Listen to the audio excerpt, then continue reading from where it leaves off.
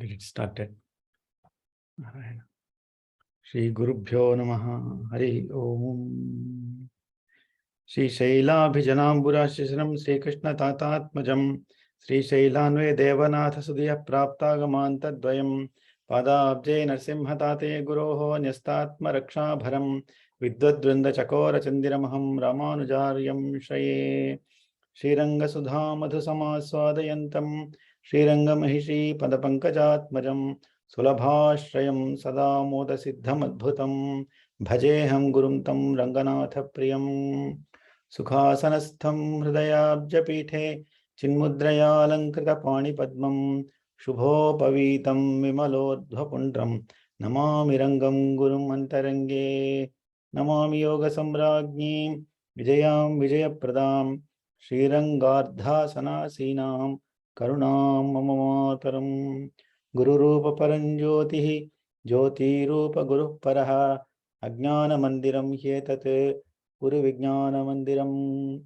Mukhaṁ Karoti Vachalam Pangum Langhayate Girim Yatkripa Tamaham Vande Paramananda Madhavam Yovantah Pravishya Mama Vachamimam Prasuptam Sanjeevayatyakila Shaktidhara Sudhamna Anyam Sahasracharana Shravanatvagadine Pranam Namo Bhagavate Purushaya Tubhyam Jayatya Santrasa Dhvanta Vidvam Sanodaya Prabhavan Sitaya Devya Paramavyoma Bhaskaraha Sakradeva Prapannaya Tavasmiti Chayachate Abhayam Sarvabhutebhyo Dadamyetadvratam Mama Manojavam Marutatulya Vegam Jitendriyam Buddhimatam Varishtam Vatatmajam Vanarayutha Mukhyam Sriramadutam Sirasa Namami Vedavetye Pare Pumsi Jate Dasharathatmaje Vedah Prachetasādāsīte Sakshad Ramayanatmana Narayana. With salutations to our Guru and the Guru of all Gurus, will commence our session today. It is an auspicious day today, with the Mahalaya Paksha coming to an end with Mahalaya Amavasya. And what better way to start the day here in the UK? Of course, you guys have started it in India already, than to be in the company of Lord Hanuman and Sri Valmiki Mahakavi.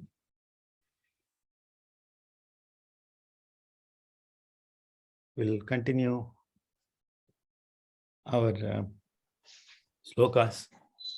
In the last session, I think we ended at sloka number 31. Iti Vidyadhara Shrutva Shesam Mahatmanam Samapremeyam Dadasuhu Parvate Vanarshabham. That is, we looked at how Anjaneya started to create a certain kind of excitement on the one hand to his various colleagues and companions. At the same time, he created turmoil to the various jivas that were residing in the Mahendragiri Parvatam. And prominently, the description was with respect to the rishis and Vidyadharas.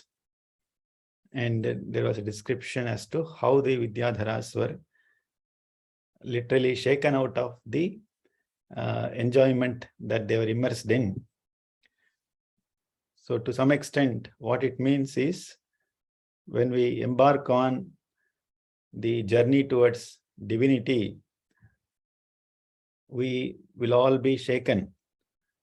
And one of the first two things to be shaken are Kama and Krodha among the Arishad Vargas. And it's that probably is the symbolic meaning that we should interpret here. However, at that time, we should not get perturbed. We should resort to what our gurus say. And in this context, the Vidyadharas, especially those who were tuned to internalizing a certain spiritual path, they started to listen to what the Maharshis are saying. So therefore, whenever there is turmoil in our life, we should essentially resort to a guru. And what did the guru say? The guru said that, behold here, it is Lord Hanuman who has decided to cross the ocean, right? The gurus, as we have seen, not only are looking at the present, but they also know what the imminent future is, what it has in store for all of us. Ramartham vanararthancha chikirshan karma dushkaram samudrasya paramparam dushprapam praptamicchati. He has embarked on a very challenging task, and this is his Hanuman's intent, meaning rishis know the antarmukham, or what the intent is of even gods, right? So they have the ability to do a swechachara sancharam. They can get into the minds and souls of even divinities, what to talk of ordinary mortals. So therefore, they figured out that Vidyadharas were confused and they wanted to provide clarity. And Vidyadharaha shutva vachastesham mahatmana tam aprameyam tadrishuhu. That is when they started to turn their face towards the aprameya, isn't it? When kama and krodha get shaken, without a guru's help, we will not be able to orient ourselves towards divinity, isn't it? And what kind of a vision did they have there? Aprameyam dadrishuhu, somebody who is immeasurable. There is no measurement that you can think of for the Mahan Murti, that Hanuman. He's a Vanara Rishabha, is the ox among the Vanaras. We'll go into sloka number 30. What is the meaning of aprameya? Aprameyam means immeasurable. That which does not have prama. Prama is something which can be measured, and aprama, right, is something which is immeasurable. So when kama and krodha gets shaken, it is so easy to the aspect. Means what does The that guru. mean? So with the help of a guru, which is the Maharshis here for the Vidyadharas, initially the Vidyadharas did not know what is the cause of the commotion. They were shaken out of their caves. They were happily living, enjoying the pleasures, right, with all their things. So when they come out of the caves, right, that is, you are locked into kama and krodha, and somebody has to shake you. And by divine will, here it is Lord Hanuman, he shook the mountain. They come out of their caves. Caves is where we live in our day-to-day lives. That's the symbolic thing here. So when you come out of the caves, then they were not sure what is the cause of this whole turmoil there. That is when they listened to Maharshis, who are also up in the air. They both have flown up in the air. The Maharshis then tell, Lord Hanuman is the cause of all of this. Look at him. He is now ready to cross over to the other side. Meaning, when kama and krodha are shaken with the blessings of a guru, it is possible to turn our face as in our minds and intellect, towards something which is more divine. Dudhve cha saromani chakampe cha chalopamaha nanada sumahanadam sumahanivato yadaha. Sloka number 32. So then we are now going to look at a description of Hanuman about to take the flight. That itself is described in a few slokas. Okay, just like there is a pose 1, pose 2, and then pose 3, right? As I was describing, right, 100-meter race, you will see that the athletes are in one position, then they move up a little bit, and then they are ready to run. Something very similar is described here. Dudhuve means he shook. What did he shake? Lord Hanuman, Achalopamaha. He is as huge as a mountain. Achala is mountain. Upama is Upamanam is analogy. Somebody who is very similar to a mountain. Saha Romani Duduve. Romani as in his hairs. He had a very hairy body. Obviously, he belongs to the family or species of monkeys. And they have a very hairy body. And he shook his hairs like that. Okay. Romani Duduve. Chakam Pecha. And he slowly moved. Kampanam is movement. So he slowly moved. And how did he move? The analogy that Valmiki is giving us is Sumahan Toyadaha Iva. Toyam means water. Toyadaha. Toyam dadati iti toyadaha. That which gives us water. What is that thing which gives us water? It is a tap, isn't it? We open a tap and water comes out. So, but that's not the meaning here. That which gives water is actually in those days when there was no water supply boards and so on. It is basically the clouds. So the clouds, they bear water. So they give us water. So they are called as Toyadaha. So he moved like a huge, massive cloud. That is the meaning here. What it means is basically Lord Hanuman is quite massive. And how do massive clouds move? They move a little bit slowly. So they are talking about the first phase of movement. It's a slow movement. He's now shaking his body, and therefore the hairs also shake. And he's started to move like a cloud. And then what did he do? Sumahanadam nanada. He generated a great nada, right? And this nadam is kind of a garjanam, that he is taking a sankalpa, right? I'm going to cross this mountain, and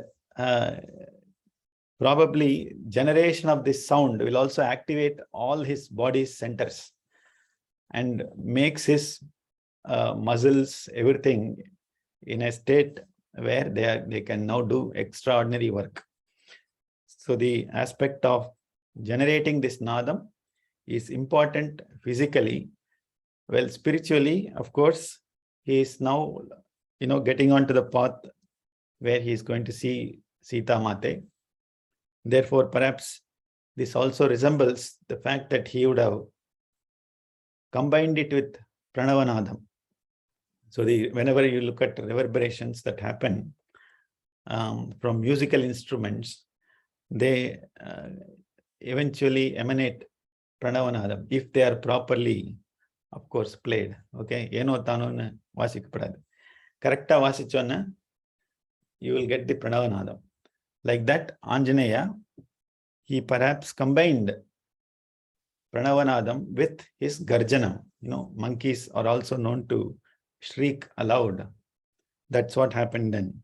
Anupurvyena vrittancha langulam lomabhischitam utpatishyan vichikshepa pakshirajaivoragam. Now he's ready to take off. Okay. Utpatishyan means he is in a position ready to take off. Anupurvyena means anu plus purvam. There is a sequence in which certain things happen, and in this case he is ready to take off in a sequence. He is shaking his body, he is generating the sound. Now he is probably ready to get into a posture to leap. Vrittam lomabhihi chitam langulam pakshirajaha uragam iva. So now there's a description of his beautiful long tail that Lord Hanuman has. Okay. The langulam, the word langulam means tail. So we spoke about he shaking his hairs on his body.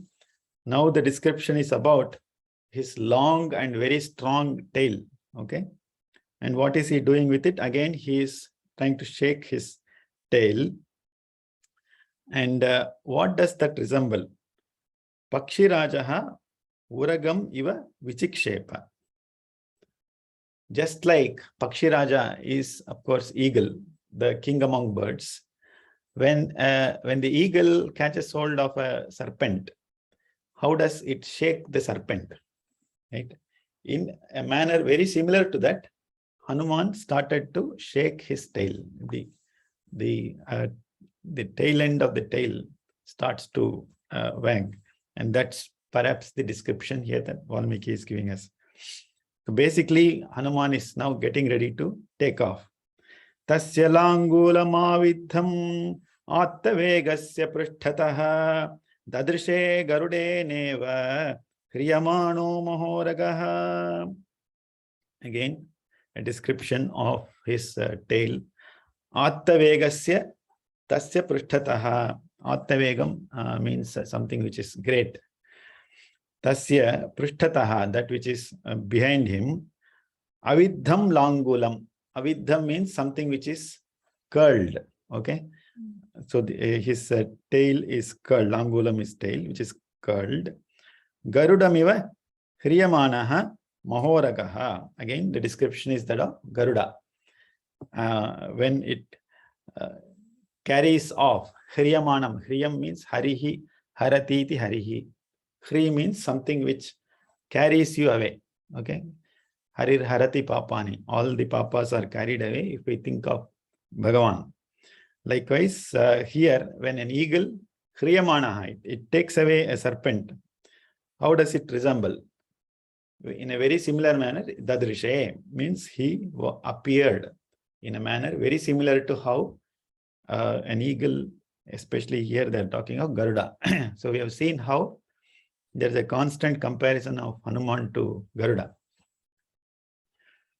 Bahu samstambhayamasa mahaparigha sasada cha kapih katyam charanau sanchukocha cha. So here, kapihi mahaparigha sannibhau bahu. So there's a description of his bahu, how strong they were. So mahaparigha sannibhau. Sannibhamna equivalent to adinartham. Equivalent to what? Mahaparigha. Mahaparigha means think of some big iron clubs. So his bahu, Hanuman's bahu, resemble huge iron clubs. What did he do with it? Samstambhayamasa. He started to press it down firmly on the mountain. Right? So what are all the things that we are seeing now? Essentially, he first shook his body and then the hairs. Then he started to shake his tail. This sloka is about his body, just like an athlete. He firmly presses it against the mountain. Okay. Katyam sasada. Kati pradeshamu. Kati means the idupun solluvom illaya, the waist. Correct? I hope waist is equal to idupu. So what did he do with the waist? Sasada. Sasada means he crouched his waist. Okay. So he's getting ready to take off. Charanau sanchukocha. Sankocham pandar nartham. Yata charanata. So his feet, he started to crouch them or contracted them. So this is the exact pose. Don't try it out. Okay. If you were to get into this pose, there is something more you have to do that comes in the next sloka. This will help you to jump. So if you were to look at Attenborough's, any of the documentaries on how, langur monkeys or other monkeys, they try to jump. The description is very similar here. Okay. Sorry. We have got another question. Oh. I understand. Two different areas. Yes. Yes, you are right, Dr. Ravi. The first thing is to jump across the ocean and understand what is the lay of the land. And perhaps when he returns, he would convey what is the best way to approach, and therefore they would go to Rameshwaram and then cross the Setu. Yes. And the fact that even for Hanuman to cross over, in order to get all that vantage point, he perhaps decided to go from a mountain, that will give him that uplift, so that he's closer to the skies that way. And at the same time, for a great form that he has taken, imagine if he had jumped over from a plain surface, it would have created, depressions on land. And probably it would not have been that convenient for the people around, especially his Vanara colleagues. So he chose a vantage point to lift off. So now he is ready to take off now. Samhritya cha bhujau Sriman tathaiva cha shirodharam. Just in case you are wondering, I was looking at the chat box and responding to it. Okay. So Dr. Ravi had this question. Tejas sattvam tatha viryam avivesha cha viryavan. Shriman viryavan saha. So there are two adjectives now to Lord Hanuman. One is, he is a Shriman, right? Thiru Shankaran Avargal. Yeah, Shriman. Shriman means somebody that's not just a salutation like Mr., Mrs., etc. He is somebody who is full of Shri. And this Shri, we all know, is abundant wealth. Wealth, not just physical, but also spiritual. So he had everything in him, all the great glories in him. Viryavan, of course, he is courageous. Saha Hanuman, Bhujaucha, Tathaivacha, Shirodharam, Samhritya. So now we said he contracted his feet. Abdin last sloka endarde. Now he is contracting his head also, as well as shoulders. Bhujangalam, Shirodharamna head. Adayum contract pandar. Contract panni, that gives him that spring action so that he can leap forward.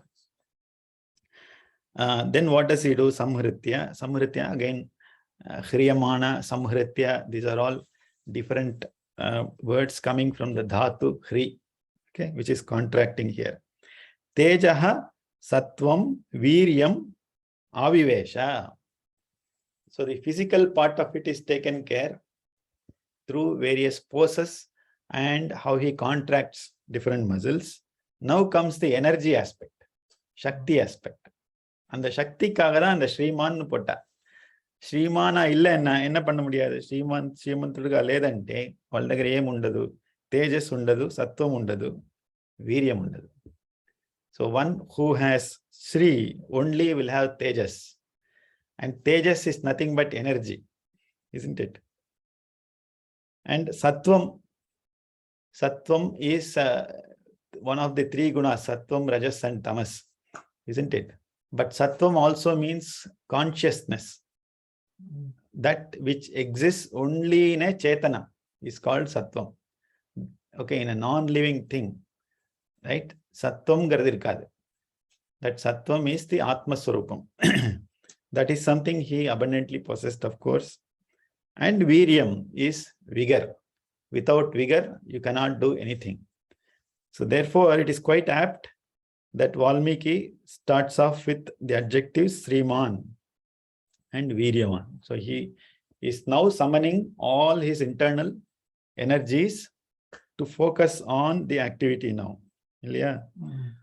Margamalo kayandurat urthvam pranihite ekshanaha rurodha hridaye pranane akashamavalo kayanne.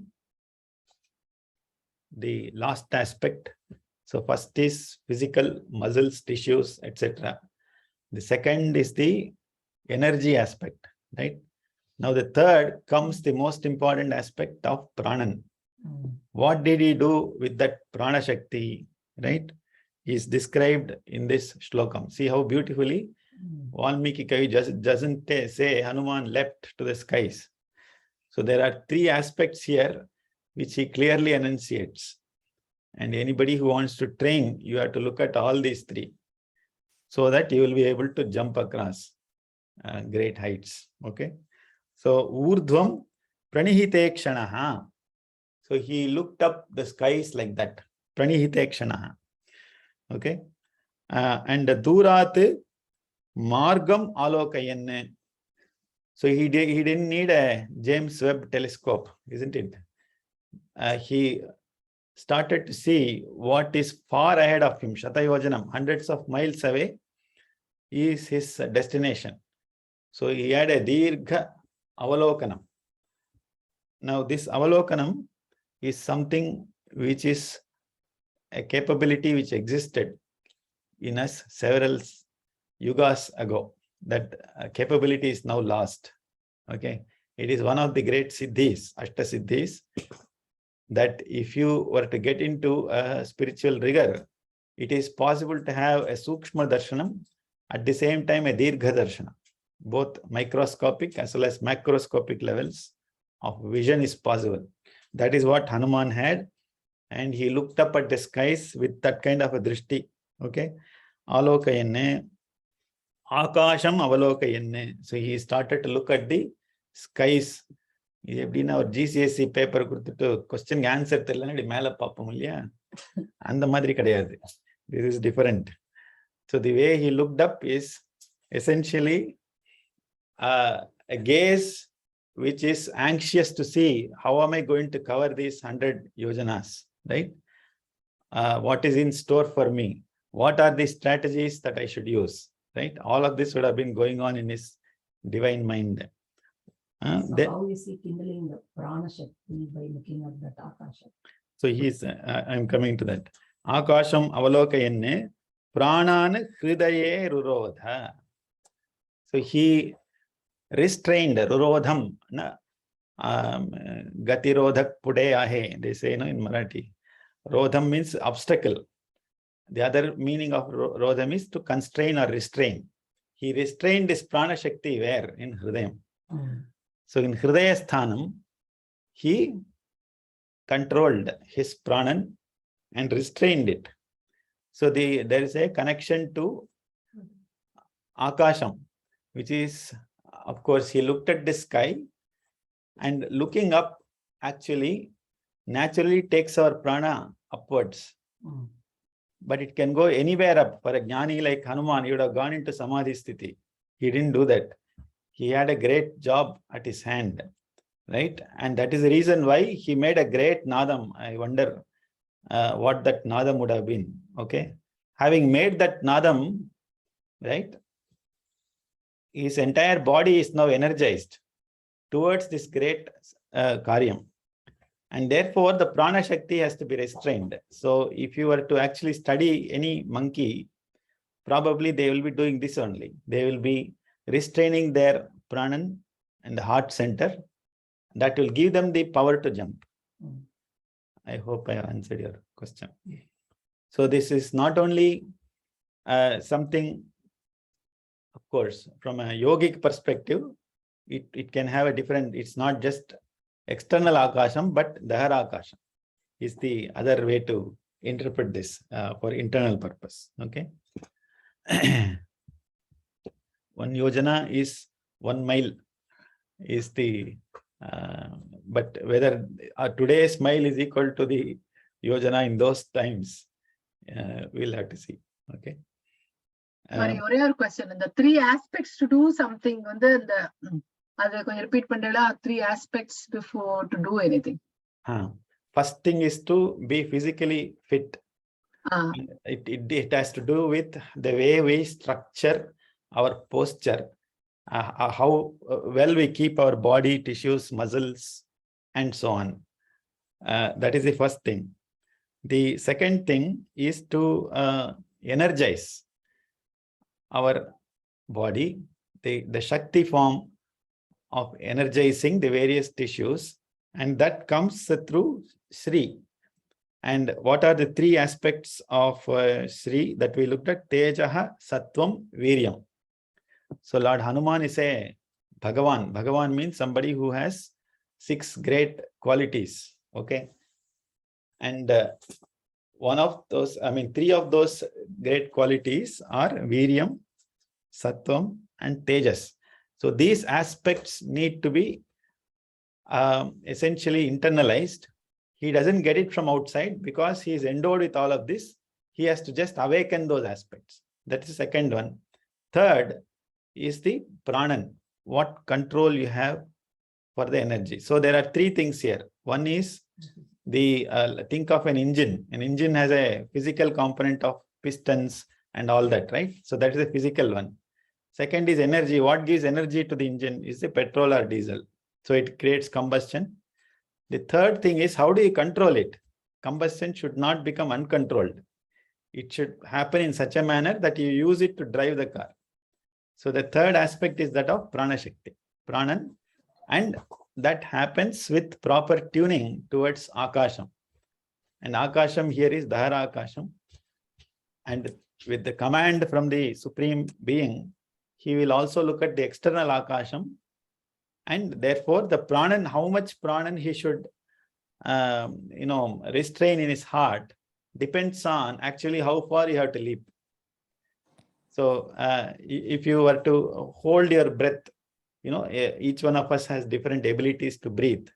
How much of the breath can you hold? That will tell you how far you can leap. So Sorry to ask this, to come back to this. No.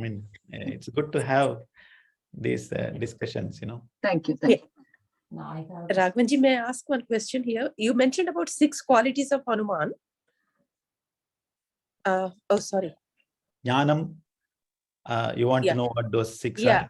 Because Tejas, Sattvam, and Viryam, that's what you have mentioned now, those 3. And what are the other 3? Jnanam, Bodham, and Aishwaryam. Okay. Bodham. Bodham, meaning Buddhi Shakti, and Aishwaryam. Sorry, what does Thank you, Raghavanji. Sorry.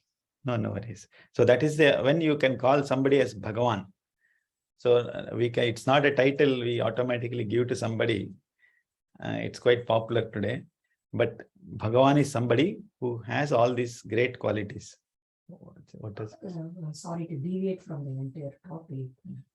So being a yoga practitioner, again, I come to the yogic principle that we practice in Hatha Yoga or any form of yoga. Even Patanjali's Yoga Sutra never speak about the aspect of Hanuman's efficiency or anything, but we do practice Hanuman pose where people go and directly stand in a pose. But whenever we practice a yoga, we look into all the 3 aspects, whatever you mentioned. So how these 2 are related? Is there any evidence where the principle of practicing yoga is somewhere related to Ramayana, or is there any evidence there to look into it? Because Yoga Sutras and so many other texts, what they do doesn't have any say about this Hanuman pose, or whenever we talk about yoga, we do it as a physical aspect, the spiritual aspect, and an esoteric level, that we try to bring in energies. So I want to understand the deeper of Okay. But again, sorry to deviate from the whole. No worries. I hope others got the question. Anusha is a trained yoga teacher, so she is coming from the Hatha Yoga and practice of yoga perspective. That in Patanjali Sutras, you probably do not find reference to different aspects we covered now. The thing is, most of the texts, the way we understand is through the lens of the commentators. And with respect to whatever Shakti, they had to internalize what the original person's intent was. Isn't it? What did Patanjali Maharshi think when he wrote all of that. Probably he is, of course, later person than Valmiki. And of course, in Srimad Valmiki Ramayanam, there will be other places where aspects of yoga are touched upon, but probably not in as much detail as you would see in a yoga text. What that means is, yoga is a part and parcel of, was a part and parcel of our daily life. And there was, it is not to be treated as a membership subscription, you go and then do it. No, it is part and parcel of your day-to-day living, right? Even getting up from bed is an aspect of yoga. You know, we do Vijrambanam, the way we stretch, we get up, there must be a way to do it. You cannot do it whichever way you want, because our body is nothing but full of prana, full of tissues which are energized by that prana. And therefore, as you are rightly saying, the best way to perform yoga would be to understand that these three are interrelated. And these three are essential, not only to do parakrama things like what Hanuman is doing, even small things in day-to-day life. Sonte no baradante kelsa madbekalva. You should not get the pain in your hips. Even we are not able to bend these days to pick up a pen that drops down. We'll take it after half an hour. Okay, I'll do whatever I'm doing. So the thing is, it is so very well interrelated and interconnected. The best way to look at it would be Lord Hanuman is, of course, somebody who is well versed in yoga. He would have practiced, all the aspects. And when today you want to practice the pose of Hanuman in today's Hatha Yoga context, they should also be aware of, what you see in spiritual texts. So the biggest mistake we do today is to decouple these two, which should not be done. One is meant for 60 plus years post-retirement. I will learn it later. The other, I will do it today. That's not the way of a coherent way of life. That's my thought. Thank you. So what we see here is the fact that he is now harmonized the three different things that are essential for any task. And in this case, it's a great task that is going to perform. Margamalokayan durate urdhvam pranihite kshanah rurodha hridaye pranan akasham avalokayan. That is the shloka we just covered. Next, more on, perhaps this may correlate with the sensory perceptions in the yoga you did yesterday. Padbhyam dridam avasthanam kritva sakapi kunjaraha nikuncha karnau hanumane utpatishyan mahabalaha vanaran vanarasreshtha idam vachanam abravite. There's some more activity he is going to perform. He is now controlled or restrained his prana. Kapi kunjaraha mahabalaha. Two new words for Hanuman. Kapi kunjaraha. Kunjaraha means elephant. Ashwathama hatha kunjaraha. Kapi kunjaraha is the elephant among monkeys. What does that mean? His capacity to withhold prana is that of an elephant among monkeys. Okay, it does not depend on the volume of your body. A monkey is usually, let's say, 6 feet tall figure. But Hanuman now has grown to such a big stature that he can withhold any amount of prana. Therefore, probably that's why he's comparing him to elephant. Every word will have a meaning, why that adjective is used. Kapi kunjaraha, mahabalaha is somebody is very strong. Vanaras sreshtaha, the best among all vanaras. Saha Hanuman. What did he do? Padbhyam dridham avasthanam kritva. Right? Now he is going to stand in a pose. Right? Padbhyam, with his feet, dridham, firmly. Avasthanam, meaning to stand in a proper pose. Somebody is raising his hands. Who is that? Sorry. Yes. Sriram. Raghavan sir, so when you talk about his body and all, did he increase in size to showcase that he can really leap the oceans, or it's the same size that he was already there, and he channeled all his energy to one place. Good. I'm happy you're able to join. Sriram is joined from the US. It must be quite late in the night. Really appreciate your spirit of joining. So there are two things here. One is, if you were to compare with today's monkeys, they obviously do not grow in size when they leap. However, there are monkeys, you will observe, they can leap even up to 30 meters, okay, without increasing their size. But here, there is a direct reference to Lord Hanuman growing in size. So we will stick to Valmiki's version that yes, there was also an enlargement in size for the simple reason that he has to cross hundreds of yojanas, and it will call for him to catapult to a very great height. So Padbhyam Dridam Avasthanam Kritva. So he stood very firmly on the ground now. Okay, he has done all of that shaking, with the romas in his body, and then the tails, and he energized, and then his prana is now controlled. Okay, then what did he do? Kritva Karnau Nikunchya. Now he is also contracting his ears. Okay.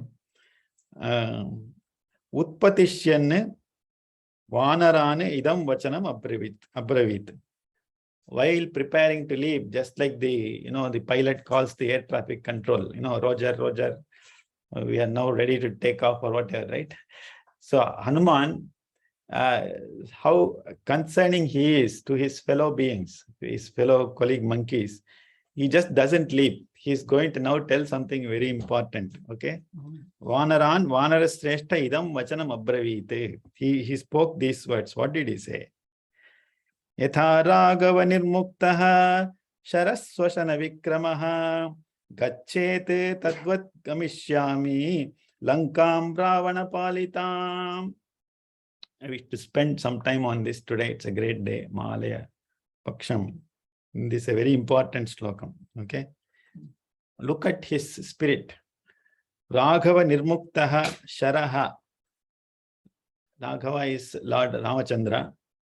We have seen why he got that name. He belongs to Raghuvamsham. Anybody who is in Raghuvamsham is a Raghava. But the common name becomes a proper name when that person stands out. So he is a Raghava in that sense. Raghava Nirmuktaha Sharaha. The way that the bana comes out of the bow of Sri Ramachandra, yatha gacchete, right? That means tadvate, very similar to that. Shwasana vikramaha ravana palitam lankam gamishyami. So with the speed of wind, shwasa vikramaha, the power of the speed. Here it is the speed of wind. So just imagine, so Hanuman is now comparing himself to the arrow of Lord Ramachandra. I am going to go at that very same speed as that of an arrow that is released from Lord Rama's bow. Okay. And then where am I going to go? Lankam Ravana Palitam. I'm going to go and land in the land ruled by Ravana. So basically, Lord Hanuman has, with all that Akasha Drishti and the Pranan that he has controlled, the spiritual aspect is coming out here. He has become one with the arrow of Lord Ramachandra. That is, he has become an instrument in the hands of the Lord. He has surrendered himself completely. That is the message here. Right? When you surrender yourself completely to the divine will, obviously, the propulsion comes from the Lord himself. The destination you will definitely reach. And that is the confidence with which you can speak. Right? I am going to reach an ego. There is no ego here. That is why we should appreciate the spirit of Lord Hanuman. Although he is himself powerful on his own, he has completely become one with the instrument, divine instrument of Lord Ramachandra. Yediva tridive sitam nadrakshyamya kritashramaha badhva rakshasa rajanam anayishyami ravanam. So he is now saying what will happen. So there some monkeys there. Monkeys already, we all know. We'll always have two minds, isn't it? So some monkeys would have thought, you are saying you will land in Lanka. What will happen if you don't? He knows that there are some monkeys who are thinking like that. So what did he say? If I am not able to find him there, I don't mind going to heavens. Tridive. Okay. Tridivam is, Diva is heaven. I will go there and search for Sita. Tridive Sitam Nadraksham Yediva. So if I am not able to see in Lanka, I will go to heavens and search for Sita. If she is not there, then what do I do? He's exhausting it's like writing a test case in software engineering. No, you write a test case 1, 2, 3, 4. So what happens if option 1 fails? Then option 2, then option 3. What is the last option? So in spite of Akritashramaha, Akritamna not Akritam, not Kritam kadayadu. Akritamna Panirka Kudi, Akritam, I had done it. Akritashramaha, I had done so much of Shrama of landing in Lanka, then I go and search in the heavens. If I am not able to find her with all these efforts, Rakshasa Rajanam Ravanam Badhva Anayishyami. On netlina patkoni chestan nenu. He's saying, I will somehow catch hold of Ravana, pack him in a container and bring him here. That is what Hanuman is promising. So meaning, look at the way he is shoring up the confidence in other Vanaras. Okay. See, what is the objective here? That of finding Sita Mata. If he is not finding her in Lanka, first time he is not doing anything with Ravana. Okay, I will go search. If I don't find Sita, I will not do anything. I will just simply go to heavens. I will search for her there. Okay. If she is not there, then the obvious option is the person who has hijacked her. I will bring that person lock, stock and barrel, and in front of you, I'll display him. Yes.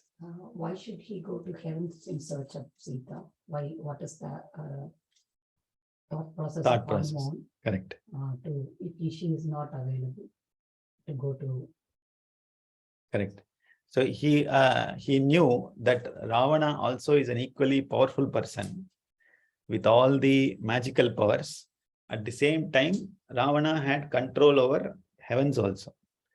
It is possible that Sita is his precious possession.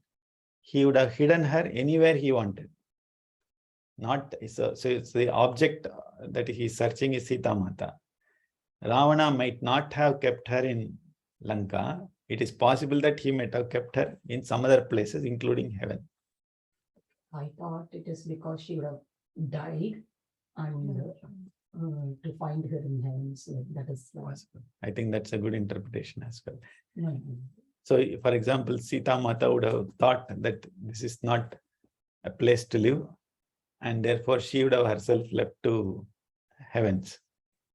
But perhaps in this context, because they are unable to find her in Lanka, the way that we should probably look at is Ravana is capable of keeping her anywhere in the 3 worlds. He had obtained all those varams. So that's the reason why Hanuman is not leaving any stone unturned. He's going to put all his effort to find where she is.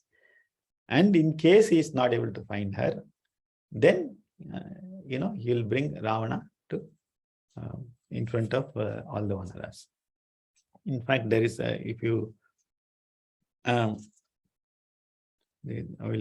next sloka is interesting. Maybe we'll do it in the next session.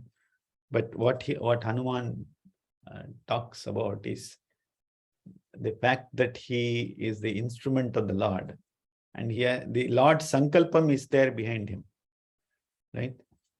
and the power of Ramanama.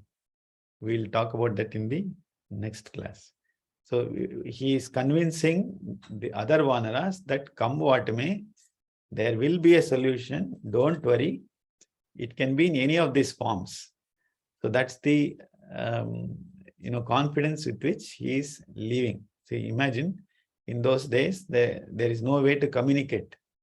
So somebody as significant and important as Hanuman is going to leave the shores. Anything can happen to him. So the Vanaras already they were depressed and worried. So it's important to boost their confidence. And he being a jnani with all the Bhagavat Swarupam, Aishwaryam and all that, he knows that he is going to accomplish. So that's the beauty of Lord Hanuman.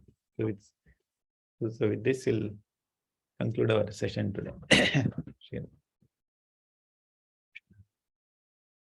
Guru Charanambuja Nirbhara Bhakta Guru Charanambuja Nirbhara Bhakta Samsara Chiradbhava Mukta Guru Charanambuja Krishna Krishna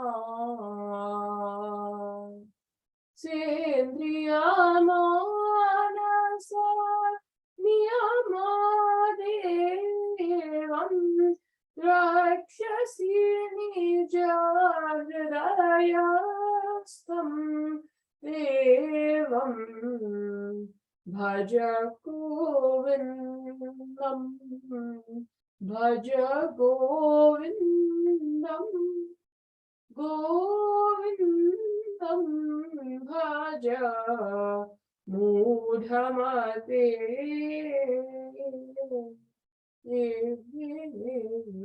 Kayena vacha manasa indriyairva buddhya atmana va prakrite subhavate karomi yadyat sakalam parasmai Shrimannarayanayeti samarpayami sarvam Shri Ramachandraarpanastu. A very happy Sharan Navaratri festival to all of you. Hope those of you who are in London, please do visit us during this festive season. We'll be happy to host you here, and hoping that next week others who are not able to come from India, so we may have a sneak peek at our own Navaratri at home. Thank you so much. Have a great day and a week ahead. Even from people from US also, sir. Ram Ram. Ramji. Thank you. Thank you so much. Namaskaram. Namaskar. Ram Ram. Thank you, Raghavanji. Thank you. Namaskar.